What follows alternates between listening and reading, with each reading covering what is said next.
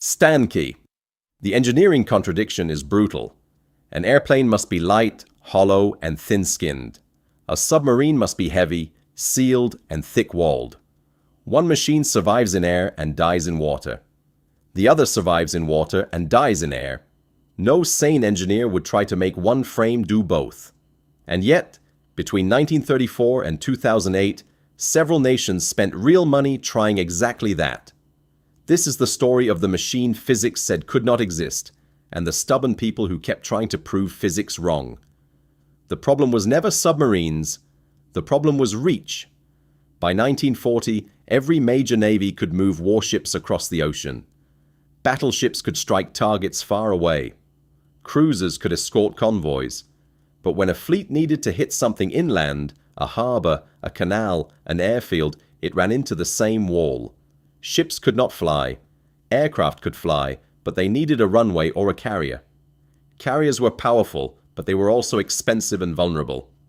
The United States learned that on December 7, 1941, when Japanese aircraft devastated Pearl Harbor. The attack proved that air power controlled the sea.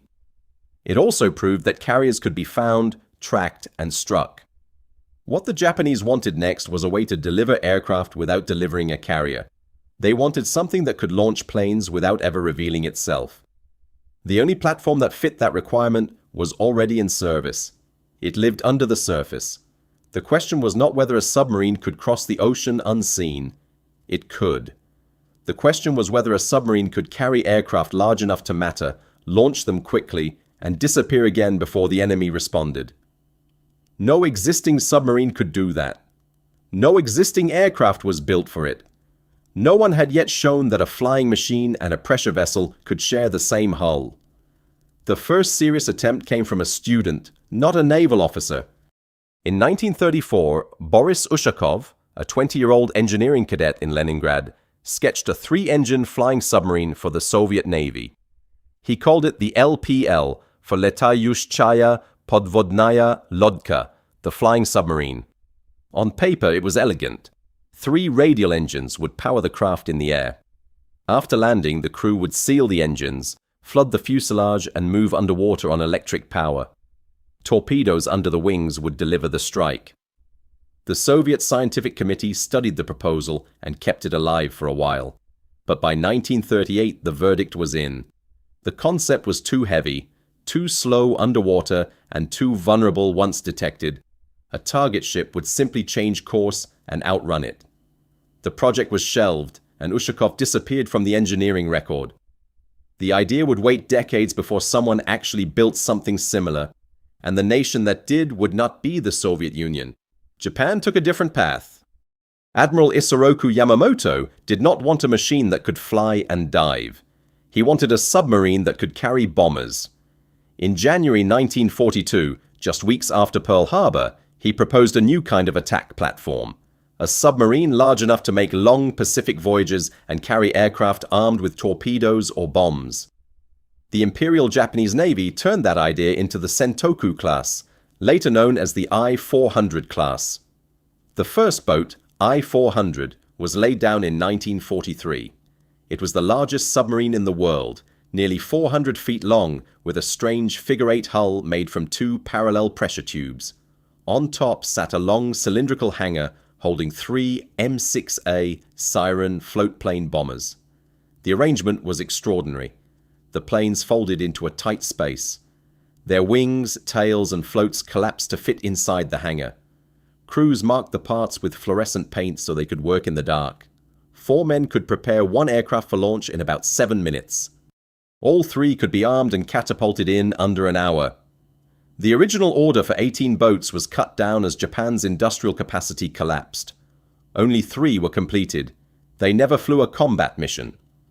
The planned attack on the Panama Canal was replaced by a strike on the American anchorage at Ulithi, and then that plan was cancelled when Japan surrendered in August 1945. Still, the engineering achievement was undeniable. Japan had proven that a submarine could carry and launch real bomber aircraft. When American destroyers captured Osush 400 and I-401 after the war, the scale stunned the crews. The submarines displaced nearly 6,000 tons surfaced and carried enough fuel to circle the globe more than once. The Navy evaluated every compartment, studied the catapult, and photographed the unusual hull geometry. Then the Americans destroyed the evidence. The Soviet Union wanted access to the captured submarines, but Washington refused. Rather than let Soviet engineers study the design, the Navy scuttled the boats in Operation Road's End. The remaining vessel was sunk near Oahu. The Seiren aircraft survived only as a museum piece. The lesson was clear. The Japanese had proven the concept existed, but one unanswered question remained. Could a machine actually operate in both environments, not just carry aircraft but become one itself? That question was taken up by a backyard engineer in New Jersey. Donald V. Reed was not a defense executive. He worked at the Naval Turbine Test Station, and in his spare time he built radio-controlled aircraft and submarines in his garage. According to family accounts, the idea came from an accident. Model airplane wings fell onto one of his submarines, and he realized the shape might actually work. Reed spent the late 1950s building a full-scale prototype from salvaged aircraft parts, plywood, and whatever else he could scrounge. The machine, called RFS-1, used a small Lycoming engine for flight and an electric motor for underwater movement. The pilot wore scuba gear. To transition from flying to diving, he had to remove the propeller by hand, cover the engine, flood the fuselage, and sink. It was absurd, and it worked. In 1962, Reed's son Bruce made the first flight from the Shrewsbury River. In 1964, he completed the first full cycle in history, flight followed by an underwater dive and return. The machine never became fast or practical, but it did something no earlier design had done. It completed the transition from air to water and back again. Reed applied for a patent and appeared on television, but the military never called. That should have been the end of the story, except it was not. The Navy had been working on the same idea independently. In 1964, the Bureau of Naval Weapons declared the submersible seaplane feasible. The work behind that judgment came from Charles Tuttle, a San Diego engineer at Convair. Tuttle's studies described a manned aircraft that could fly, land on water, submerge, and continue underwater using electric power. Convair's concept was far more ambitious than Reed's garage machine. The proposed craft would carry 2 crew members, use 2 turbojets for takeoff and a 3rd engine for cruise, and land on retractable hydro skis. Once underwater, valves would flood the fuel tank in a controlled way, and an electric motor would drive the vehicle to a depth of about 75 feet.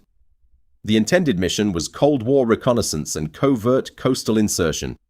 Convair built scale models and tested them in wind tunnels and water tanks. The results suggested the concept was practical with existing technology. Congress cancelled the funding in 1965. So the pattern repeated. A student had drawn it. Japan had built adjacent to it. A garage inventor had proven a small version of it. A major contractor had shown it could be made operational, and still the program died, not because the physics failed, but because the budget did. Then DARPA returned to the idea in 2008. Its request for proposals described a manned submersible aircraft capable of flying long distances, loitering on the water, and then diving to insert special operations forces covertly. The engineering contradiction was still the same. Aircraft want to be light, submarines want to be heavy. The batteries needed for underwater propulsion made the vehicle too heavy to fly. One proposed workaround used a snorkel and a conventional engine, but that reduced the dive capability to almost nothing. The concept stalled again. Lockheed's Skunk Works later pursued a different path with the Cormorant, an unmanned drone meant to launch from a submarine missile tube, fly a mission, and recover by parachute. That program was cancelled too. By 2010, the Navy and the Office of Naval Research were studying blended wing concepts for a manned submersible aircraft carrying special operations teams. Scale testing said the ideas were feasible. Funding still did not follow. The core problem never changed. Every generation understood the same contradiction. The sea demands weight, pressure resistance, and sealing. The air demands lightness, lift, and speed. No engine, battery, or material has yet removed that conflict without making the vehicle unacceptable in one of the 2 environments. That is why the few machines that came closest all took different approaches. Ushakov tried to make one machine do both jobs. Yamamoto avoided the contradiction by making the submarine carry aircraft instead of becoming one. Reed ignored the impossibility and built a proof of concept in a garage. Convair demonstrated the engineering could be made plausible. DARPA asked the question again and got the same answer: feasible, but unfunded.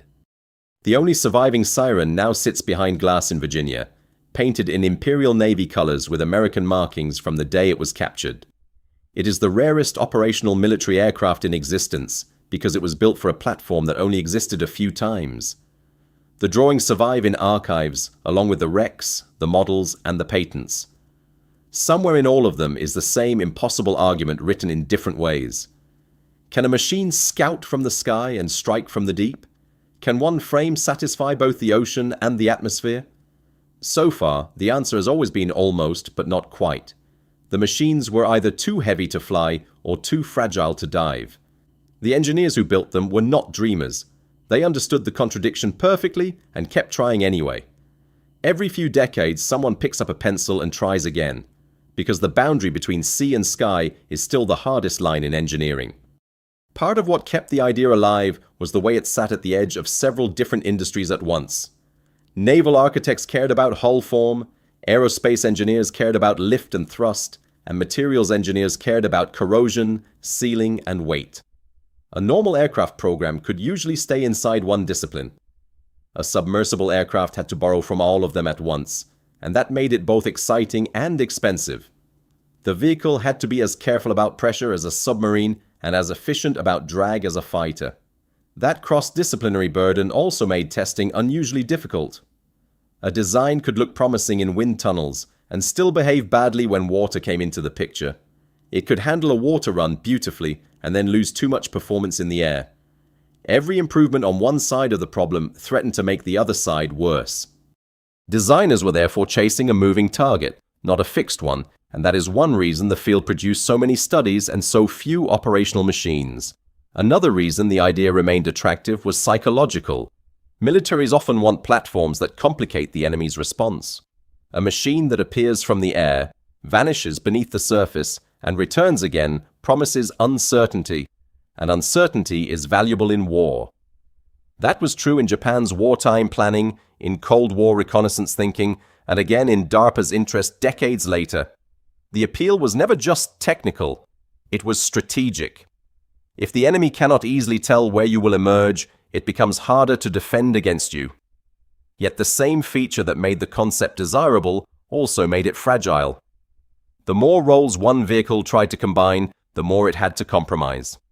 Extra structure adds weight, extra sealing adds complexity, extra propulsion adds volume. Each compromise erodes one of the two identities the machine is supposed to have. That is why the history of submersible aircraft is really a history of boundaries. How far can a designer stretch one frame before it stops being credible in either medium? The trade-offs were especially punishing around power. Air travel rewards engines that deliver high thrust with limited mass. Underwater movement rewards motors that can move a sealed vehicle slowly and quietly while drawing power for long periods. A system built for one environment rarely helps much in the other. That is why many proposals ended up with separate propulsion modes, switchable mechanisms, or hybrid layouts that tried to minimize the damage rather than eliminate it. None of those solutions was simple enough to make the concept routine. Material science also kept moving the goalposts. Every decade brought lighter alloys, better seals, stronger composites, and more efficient batteries, which made the concept look less impossible than before. But each advance also raised expectations. A vehicle that might have seemed remarkable in the 1940s became merely adequate later on. The target kept receding because the rest of aerospace was advancing too. A machine that could almost do both jobs was always being compared with ordinary aircraft and ordinary submarines that were each getting better at their own tasks. That comparison is the reason the idea survives more as a thought experiment than as a fleet type. It is not that the dream was absurd, it is that the world kept producing better specialized machines faster than the hybrid could mature. The submersible aircraft never stopped being a clever answer. The problem was that the question kept being answered elsewhere by simpler tools. That is why the subject keeps returning to archives, research papers, and museum cases. The machines themselves are rare, but the idea is stubborn. Every new generation sees the same boundary between sea and sky and wonders whether it can be crossed one more time. So far, the answer has remained conditional, expensive, and incomplete, which is exactly what makes the story worth retelling. In engineering, a good impossibility can live for decades. The submersible aircraft remains powerful because it tests the edge of design itself. It asks whether one frame can survive two incompatible worlds, and that question still produces fascination even when the answer is no. Reactor football.